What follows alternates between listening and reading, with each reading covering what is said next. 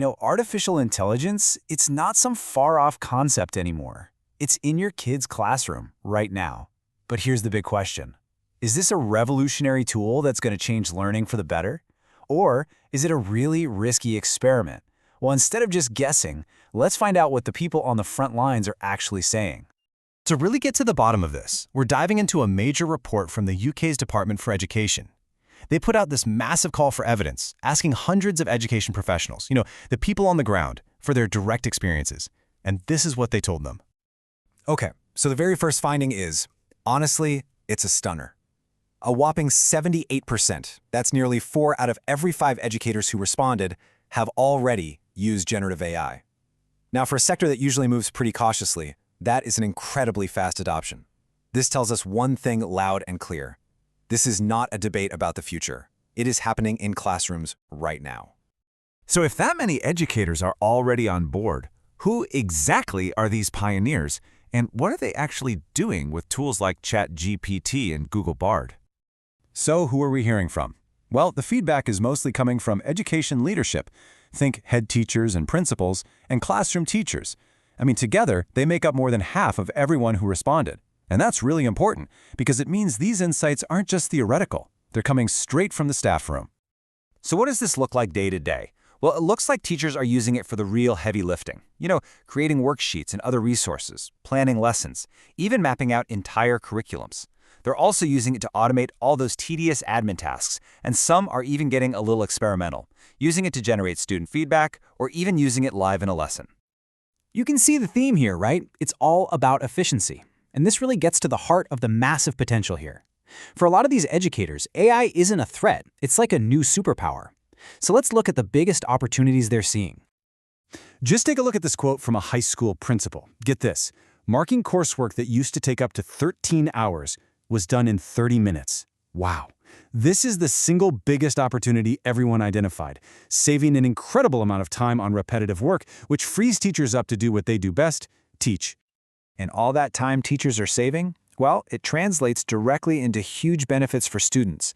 Teachers can create personalized materials for individual kids, or just come up with more engaging and creative resources.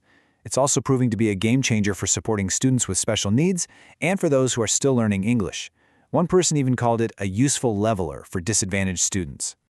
But of course, it's not all positive. For every big opportunity, educators also pointed to a pretty significant risk. So now we've got to flip the coin and look at the other side, the perils. And believe me, the list of concerns is just as compelling.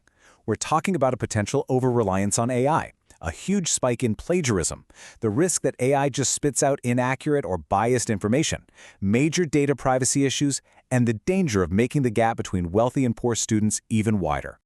Let's dig into that first one, over-reliance, because it's a really interesting two-sided fear. On one hand, there's the worry that students will just outsource their thinking to AI, which could really hurt their critical skills. But on the other hand, there's a fear that teachers might also become too dependent on it, hindering their own growth and weakening that essential human connection with their students. Then you've got the huge issue of academic integrity. As this quote points out, the stakes are incredibly high. Cheating can get a student disqualified, but AI makes it so much harder to know if a student's work is actually their own. And this is creating a massive headache for schools, exam boards, and universities, who are all scrambling to figure out how to keep things fair.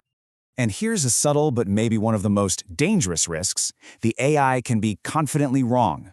It can just invent facts or repeat harmful biases from its training data. This means you simply can't trust its output blindly. It makes the professional judgment of a human teacher more important than ever, to act as that final filter and fact-checker. So you have these massive opportunities and these pretty serious risks. Where do we go from here? Well, in the final part of the report, educators were very clear about what they need to navigate this new world safely and effectively. And it all boils down to these 4 pillars of support. To make this work, they said they need training, clear guidance, sensible regulation, and the right tech infrastructure. Let's just break that down real quick. First, training for teachers and students on how to use AI effectively and ethically. Second, guidance, so clear rules on stuff like cheating and data privacy. Third, regulation, to check AI tools and protect student data. And finally, infrastructure, like better Wi-Fi and enough devices to make sure no student gets left behind. When you put all this together, you get an overwhelming conclusion from the people actually doing the work. The consensus is crystal clear. Trying to ban generative AI is, in their own words, pointless. The tech is here, it's widely accessible, and it is not going away.